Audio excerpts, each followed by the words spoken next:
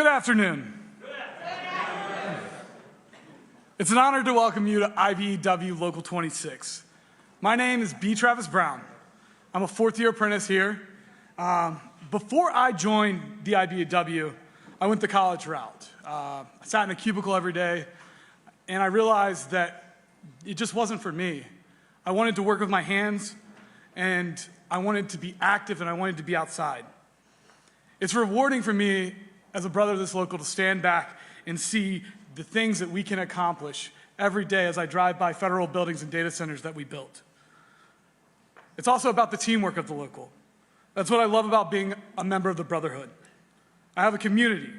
Individually, I may not have much power, but as a member of a union, I can accomplish so much more. That's not news to our next speaker. Every day, President Biden talks about rebuilding the middle class and respecting the dignity of all workers. He knows that infrastructure investment means opportunities for workers like me and my brothers and sisters in this room. Thanks to him, America is investing in a resilient, reliable power grid that can transport high-voltage, renewable electricity to massive data centers, just like the project in Prince William County, which will put my brothers and sisters in Local 26 to work for the next 10 years.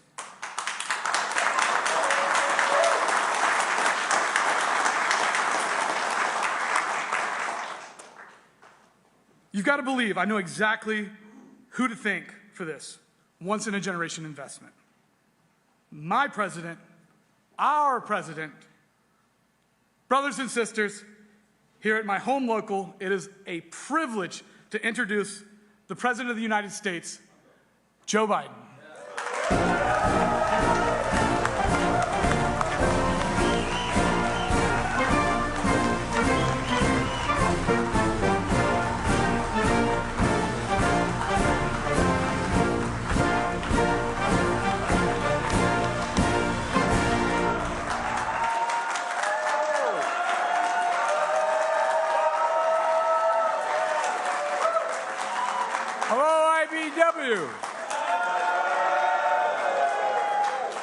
Please sit down if you have a seat. Well, thank you, B. Travis, for that introduction. You know, I want to thank Kenny Cooper, President of IBEW, who is doing a great job with this union and for all American workers. Not a joke. And you got a hell of a new governor in Wes Moore, I tell you.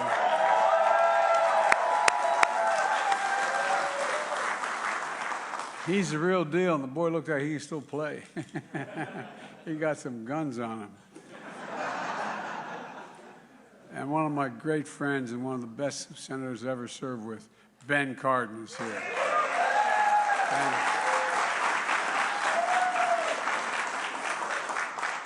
Ben was first elected to the Maryland State House a couple years ago. I don't give the dates anymore, Ben. But an incredible U.S. Senator and advocate for Maryland. And Congressman Glenn Ivey is here.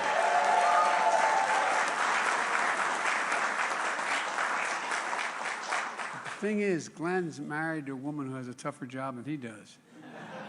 She's a councilwoman. I used to be on the county council. You know what? Nobody knows the difference between whether there's a pothole in front of your house. It's the county's problem, it's the state problem, it's the city's problem. And guess who they go to? They go to the county. And that's why I ran for the Senate. It's too hard. Look, just elected in November, already hard at work delivering for working families in his district. And look, last week I reported on the State of the Union. It is...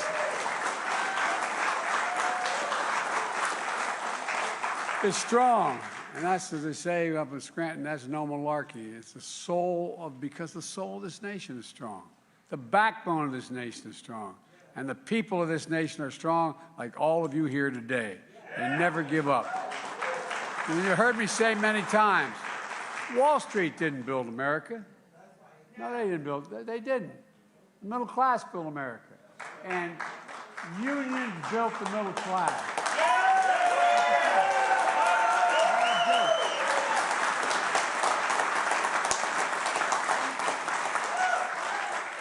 And one of the reasons I'm standing here as your president is because of the IBW, and that's no malarkey either.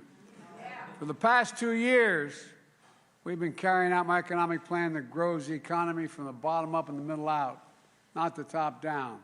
Look, this trickle-down economy, I never watched much of it trickle on my dad's kitchen table. You know, because when the poor have a ladder up and the middle class does well, the wealthy still do very, very well. It's not a problem. We all do well. My economic plan is what I call a blue-collar blueprint, and that means all of you for how we're going to grow this country. And I mean that sincerely. You all have significant skills. You know, you get up every morning, you do your jobs, bust your necks, trying to make an honest living. My dad used to, I'm sorry to keep repeating it, but it's worth saying. My dad used to have an expression, for real. He'd say, Joey, a job is about a lot more than a paycheck. It's about your dignity. It's about respect. It's about being able to look your kid in the eye and say, honey, it's going to be okay, and mean it. And he meant it. Because of you, my economy is working. It's a stark contrast to our Republican friends who are doubling down on the same failed politics of the past. Top-down, trickle-down economics is not much trickle-down, as I said, in most kitchen tables in America. I'm looking forward to the debate because the debate, we're going to debate with the facts. Look, the last 2 years, we've created 12 million new jobs. That's more jobs than any president created in 4 years. 12 million new jobs. The unemployment rate is 3.4%. That's a 50-year low. In my first 2 years in office, we created 800,000 new manufacturing jobs. 800,000. And where's it written? It says America can't lead the world again in manufacturing. Gas prices are down $1.60 a gallon. They're going to come down further from their peak. And inflation is coming down. Take-home pay for workers has gone up over the past several months. We got more to do, but I'm telling you, the Biden economic plan is working because of you all. I really mean it. The IBW workers here in Maryland and across the country are seeing it firsthand. I signed the bipartisan infrastructure law, a once-in-a-generation investment putting Americans to work rebuilding our nation's infrastructure. There's no possibility of us being the leading country in the world with a second-rate infrastructure. I'm not joking. It's literally true. It's literally true. And we've already funded over 20,000 projects across the country just since we passed the bill. 2 weeks ago, I was in where the Biden family hailed from back in the 1850s, Balmer, and announced an investment of $4 billion to replace a 150-year-old Baltimore Potomac Tunnel. I'm one of the few guys that walked through that tunnel, and the reason I did, I've traveled over 1 million miles on Amtrak, no joke, every single day, going through that tunnel. And man, it is in bad need of repair, bad need of repair. And it's going to lead to 20,000 good-paying construction jobs to reconstruct that tunnel. When that project's done, the new trains we're building, and we're going to rename it the Frederick Douglass Tunnel. Instead of traveling through that tunnel at 30 miles an hour, they'll go through it 110 miles an hour. We're going to continue to invest in rail and make it easier for people to use it because it has the potential to take thousands of vehicles off the highways and save millions of barrels of oil and reducing pollution. And that's a fact. Look, because I've been pushing this for now 25 years. If a person can get from point A to point B faster on rail than in their car, they take rail. Simple as that. We're also making high-speed internet available all across the country. We're already provided affordable access, affordable high-speed internet. We've already made that available to 175,000 homes in Maryland that didn't have it before, and we're just getting started. And because of all of you in this room, you're going to install 500,000 electric charging stations across America. You, the IBW.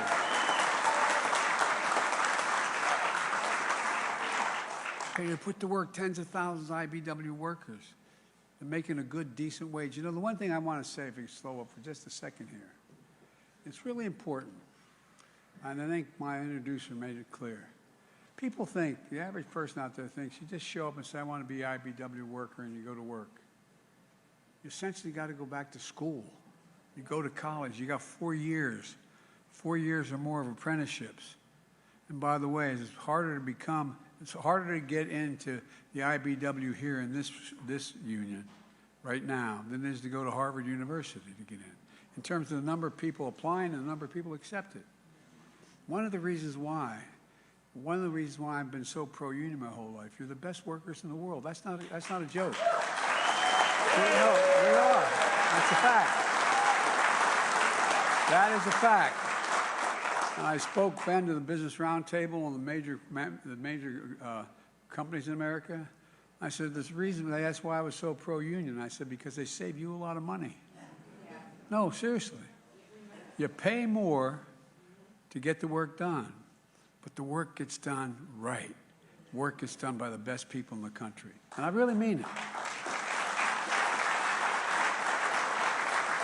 And with all due respect, I say to the leadership, we got to talk more about that. Because the average person out there doesn't realize how hard it is to get to the place where you become an actual full-blown union member. They don't understand. They think you show up and say, I want a job at IBEW or labor, whatever it is, and all of a sudden you're there. You know, this is going to have a major impact on the environment, what we're doing. Specifically reducing carbon in the air as we begin to move these 500,000 charging stations around the world, around the country. And ultimately, it's going to take millions of barrels of oil off the road. You know, each of these charging stations is like rebuilding a gas station with food and services. Look, you know, Ben, my grandfather Biden, he went to work for a guy who was building gas stations, the American Oil Company, back in the early 1900s. And that's how we got to Scranton. He started off in Baltimore, then went to York, then went to Wilmington, because people said, wait a minute, I'm not sure we want to put those 1,000-gallon drums under the ground here, you know, in my neighborhood. But every gas station that got built, what happens? All of a sudden you have a fast food store nearby. All of a sudden you build the community. Well, what we're doing with these charging stations is the same thing my grandpa did. I'm not joking. Think about it. You're building communities, little tiny communities. It builds the region. It takes care of things. So this is incredible. It's going to be, and it's good for the growth as well. Like I said, any charging station installed in the United States of America, guess what? It's going to have to be made in America, the products.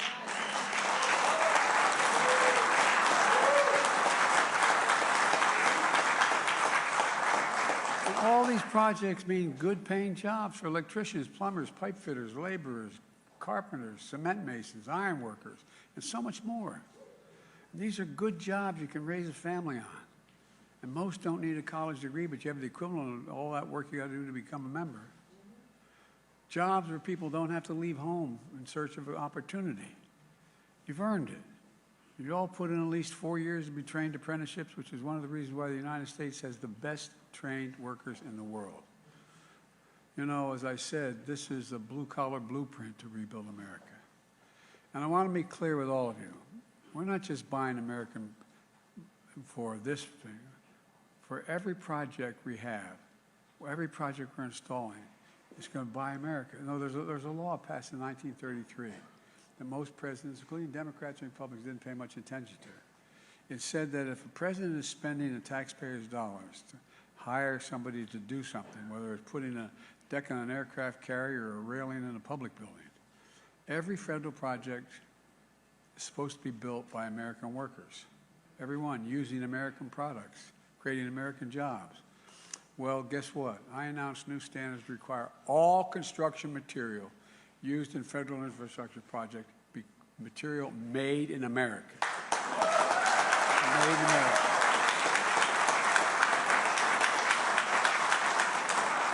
And that includes the lumber, the glass, the steel, the drywall, the fiber optic cable, American roads and bridges and highways made with American products. We also had another bipartisan success. and it was bipartisan. We passed the CHIPS and Science Act to make sure America leads the world in innovation. And guess what? It's attracted $300 billion in investment, igniting the manufacturing boom in semiconductors. And these are the small computer chips about as small as the tip of my finger. They power everything in our lives, from cell phones, automobiles, refrigerators, artificial intelligence, the list goes on. America invented these chips. People forget this. We invented them. It was American innovation that made them smaller, faster, and more powerful. You know, almost 40 years ago, over 30 years ago, close to 40% of all the chips produced in the world were produced here in America. Then something happened. American manufacturing, the backbone of our economy, got hollowed out. Why? Companies decided they're going to move their jobs overseas to get cheaper labor. And that's exactly what happened. Today, we're down to producing only 10% of the world's chips, 10%. But this law is changing that. And it's about more than chips, it's about science as well. You know, the United States used to invest 2% of all the money spent in America, 2% of the GDP in research and development. That got down to 0.7%. 0.7%. We used to rank #1 in the world. We used to rank #1 in the world in research and development in America here. Now we rank #9. China used to rank #8 a decade ago. Now they're #2. And other countries are closing the gap fast. But the CHIPS and Science Act moves us up again. You know, for much too long, in order to get cheap labor costs, American corporations were moving overseas. That caused factories to shut down here in America. They traveled to countries, for decades it's been happening. I come from the corporate capital of the world, Delaware. More corporations are incorporated in Delaware than every other state in the union combined. I've seen what happens also as you go around the country in towns when factories employing 3,000 to 3,000 workers shuts down. The very soul of the country, of that community, evaporates. For too long, we've imported products and exported jobs. Now America is exporting projects and creating jobs at home.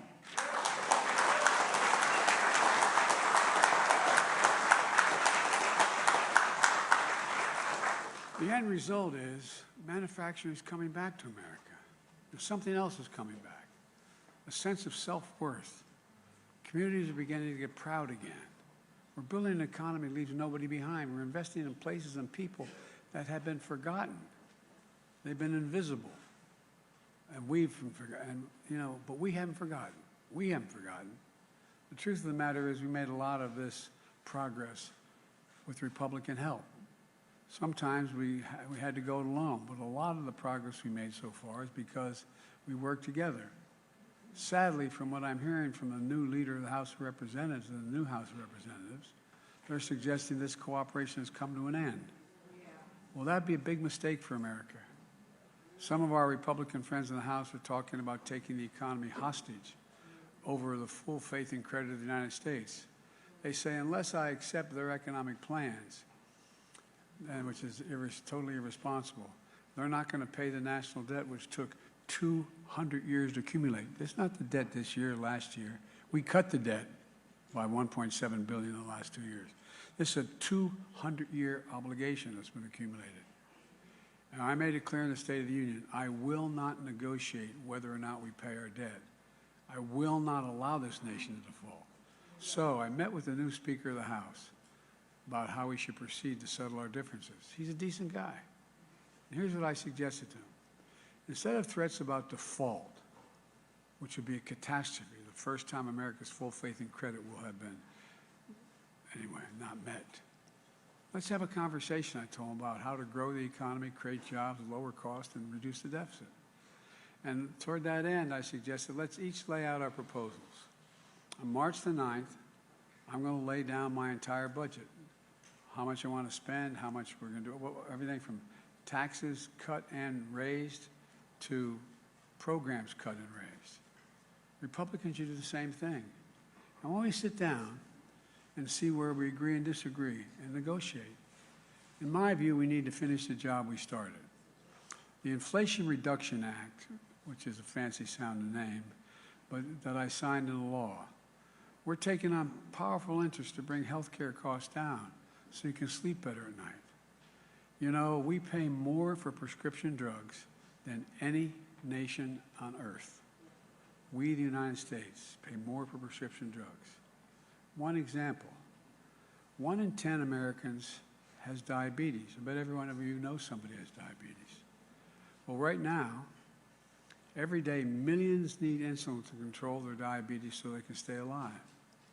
Insulin has been around for over 100 years.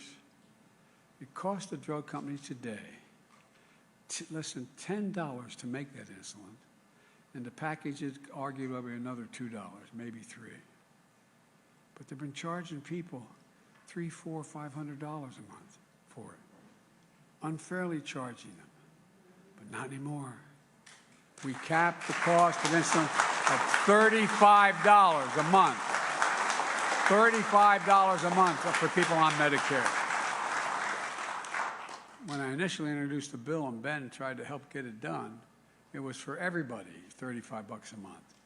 But we couldn't get the votes to pass for everybody, only got it done for Medicare. We got to finish the job. We got to make sure everybody needed insulin. Those 200,000 kids who needed to stay alive. Limit that cost to $35. Let's finish the job.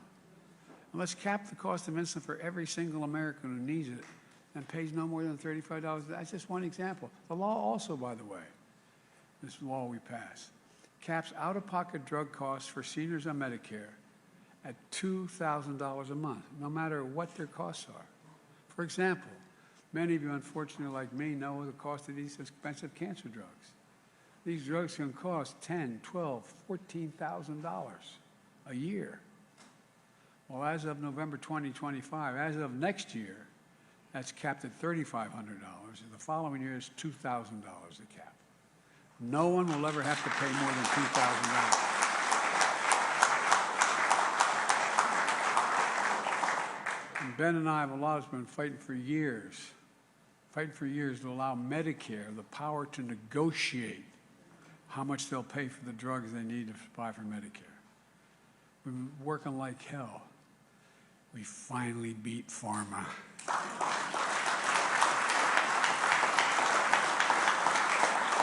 But here's the point.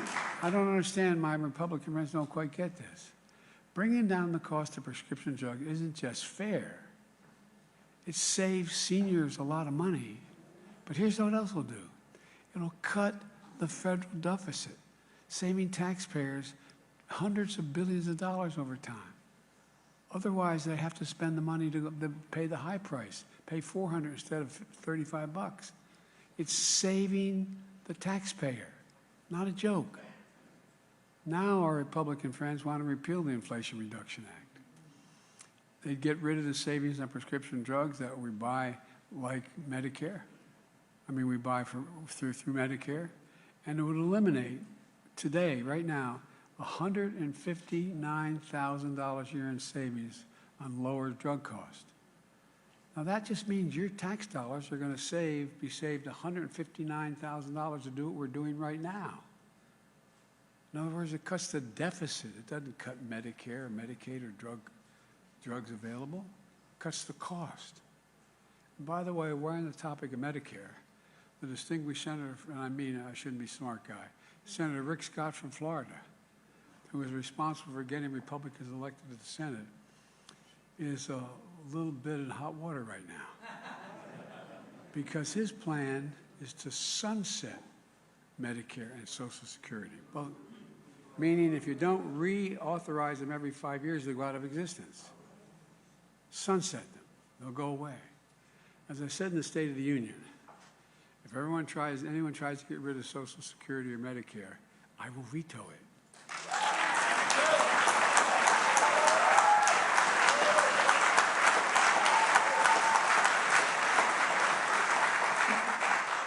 If that's the Republican dream, I'm their nightmare. Look, folks, you saw when I said that on the floor, maybe if you saw it, you saw when I said that on the floor, I said, no, liar, liar. I said, that means you're not going to cut Medicare or Social Security? And they all stood up and started to clap. I said, well, we got to settle then. Remember? No, seriously. Well, it's all on film. Let's see who votes to cut it. Look, and here's Rick Scott's response to this.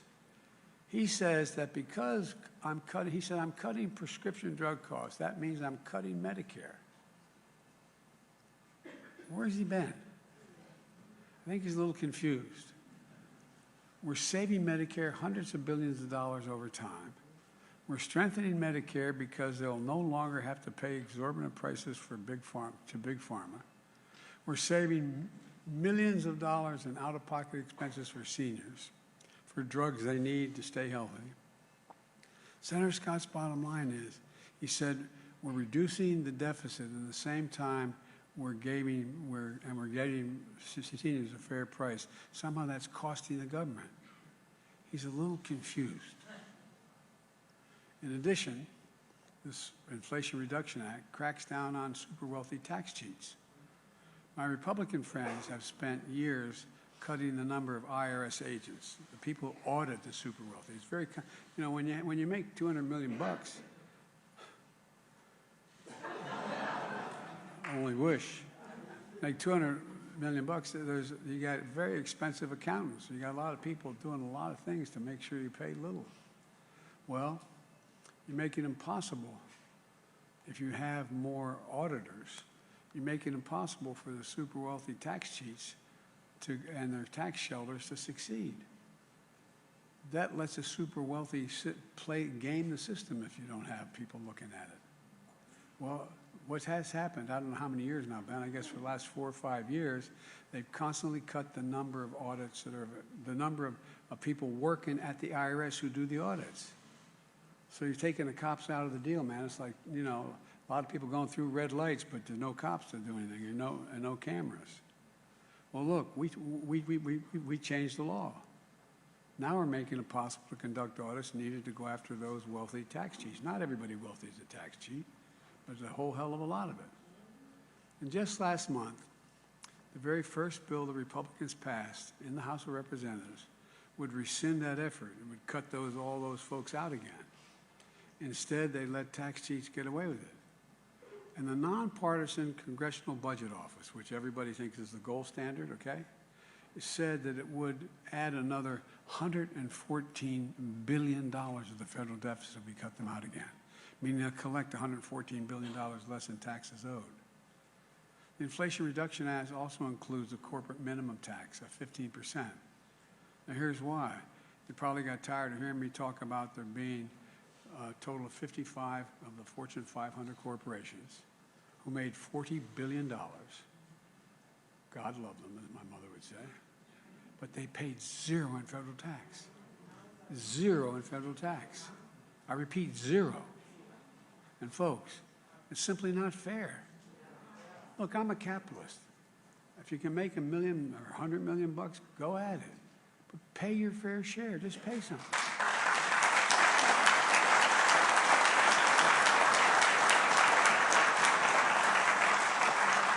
And by the way, ask anybody, whether they're wealthy or middle class, do you think the present tax system is fair? Just go ask and see the response you get. Because the law that I signed last August, billion-dollar corporations now have to pay a minimum of 15% in taxes. Just 15%. That's less than a nurse, a firefighter, a police officer, a union member. But Republicans in Congress want to get rid of this 15% minimum, along with other reforms I've made to make the corporations pay their fair share, like a 1% tax when corporations, the money they make, they buy back their own stock, so CEOs get paid more. That's all right. Pay a tax on it. It's income. Pay a tax, 1%. Well, guess what? Instead of investing that 1% and building more facilities or building what you're supposed to do, if Republicans have their way, and they succeed in both of these, that'll add another $296 billion to the deficit. Not a joke. These are facts. And here's a big one. Republicans in Congress have pledged that they're going to extend Trump's tax cut from his previous 4 years, a $200 billion tax cut. that was supposed to go away. It was supposed to go away after time for the wealthy and big corporations. When they passed it, the lion's share was supposed to be out of existence by 2025. But these tax cuts have already added $2 trillion to the federal deficit. That's fact. No one denies that. $2 trillion. Now Republicans want to extend them without paying for them. Again, the nonpartisan Congressional Budget Office said that would add $2.7 trillion again to the deficit. And would give people who make over $4 million a year an additional tax break of $175,000 a year. The tax break alone is more than twice what the average family makes in a year. And it would explode the deficit and leave the American taxpayer holding the bag. Look, folks, let's be crystal clear about what's happening. If you add up the proposals the Republican friends, my Republican friends have offered just so far, what they've offered these now, it would add more than $3 trillion to the debt over 10 years. $3 trillion. When I introduced my budget a few weeks ago, or a few weeks from now, you'll see that what I've made a commitment, and I've kept it so far, and I'll continue to keep it. No one making less than $400,000 a year, and I don't know a lot of people I grew up with made $400,000, will not see a penny increase in their taxes. Not a penny. And you'll see that my budget will invest in America, lower costs, protect and strengthen Social Security and Medicare, cut the deficit by $2 trillion in 10 years. I want to reward work, not just wealth. Let's make sure working parents can afford to raise their family so they have sick days, paid family and medical leave, affordable child care. That enables millions of people to go to work.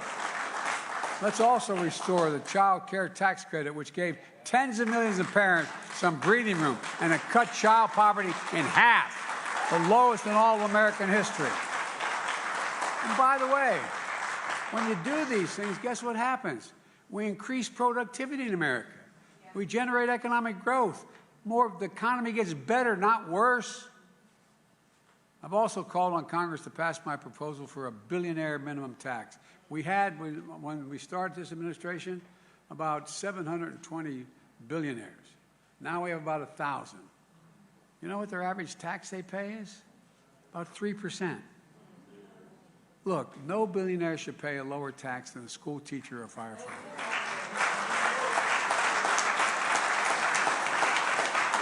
And I said, people making less than $400,000 will not see their taxes raise one single penny. Look, I'm going to put out my plan in detail. Republicans in Congress should do the same. Right now, what we all know is that to say you want to reduce the deficit, but their plans are going to increase the deficit by $3 trillion based on what they introduced so far. So where are they going to cut? They're going to cut Medicaid, the Affordable Care Act, they're going to cut Social Security or Medicare, veterans benefits, aid to farmers. At the State of the Union, they seem to say they're not going to cut Social Security or Medicare. Okay, great. I hope that's true. But how are they going to make these numbers add up? Here's the deal. If Republicans try to take away people's health care, increase costs for middle-class families, or push Americans into poverty, I'm going to stop them. I'm going to stop them.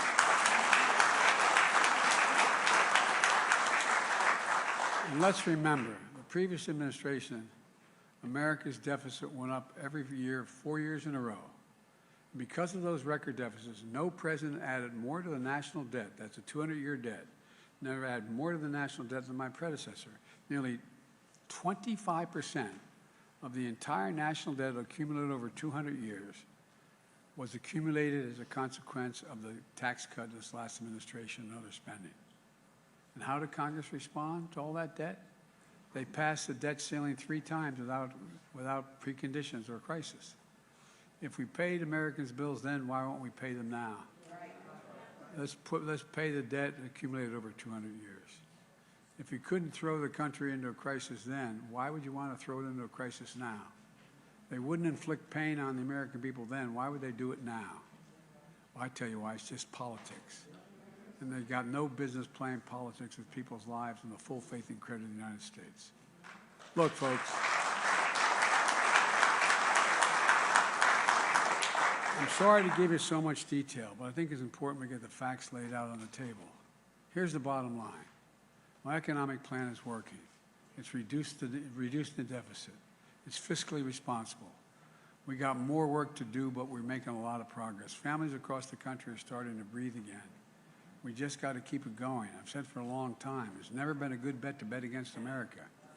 And I can honestly say, as I stand here today, I've never been more optimistic about America's future than I am this moment. I really mean it. We just have to remember who we are. We are the United States of America. There is nothing beyond our capacity if we work together.